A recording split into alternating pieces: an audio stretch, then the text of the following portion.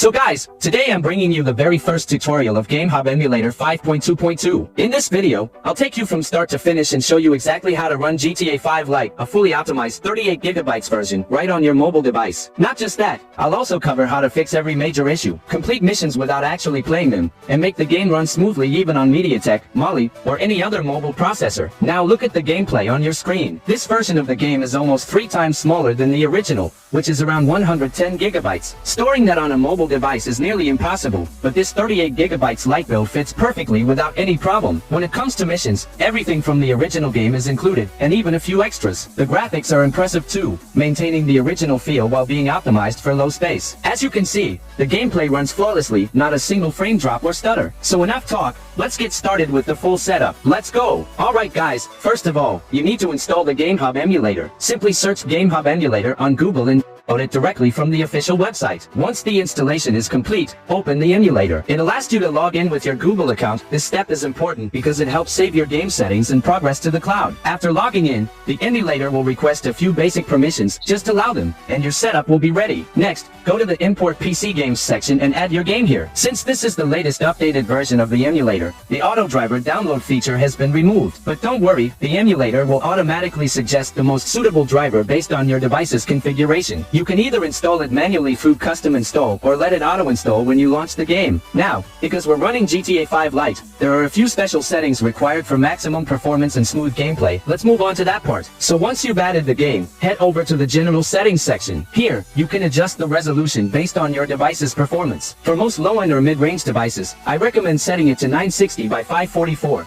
as it delivers smooth performance without compromising too much on visuals. If you want widescreen support like the one you're seeing in my gameplay, switch the resolution to 960 by 430. It gives a wider field of view and still runs efficiently. After that, leave all the other options below on their default settings. No need to change anything there. Now move to the compatibility mode section. Inside compatibility layer, select Proton 10.0 ARM64X2. This version is fully compatible with MediaTek, Mali, and Snapdragon processors. Once that's selected, your setup will be optimized for the best possible stability and performance across all devices. Next, go to the translation prompts section. Here, make sure to select extreme mode. This setting pushes the emulator to deliver the highest possible performance. Then, enable the multi-thread option. This is crucial for Snapdragon users, especially for HN series and other high-end Snapdragon chips, as it allows the emulator to use multiple CPU cores efficiently, resulting in much smoother gameplay. If you're using a Mali or MediaTek device, you should instead switch to performance mode or game preset mode. These settings are tested and verified by many of my MediaTek subscribers who run GTA 5 Lite flawlessly using the exact same configuration. Now, moving on to the GPU driver section, this part is extremely important. The GPU driver is what powers your graphics output, and selecting the right one directly affects your game's visuals and stability. So make sure to choose carefully based on your device type before proceeding further. For example, if you're using a MediaTek or Mali-based device, or even a Snapdragon 8 Elite or the latest Snapdragon Gen series, you need to select System GPU here. This option ensures maximum stability and compatibility across these chipsets. For Snapdragon 8 Elite users specifically, there's also a special driver available, but as of now, the System GPU driver remains the most stable and reliable choice. Now, if you're using devices like Snapdragon 680, 695, 720G, 778G, or any of the Snapdragon 800 series including HN1, HN2,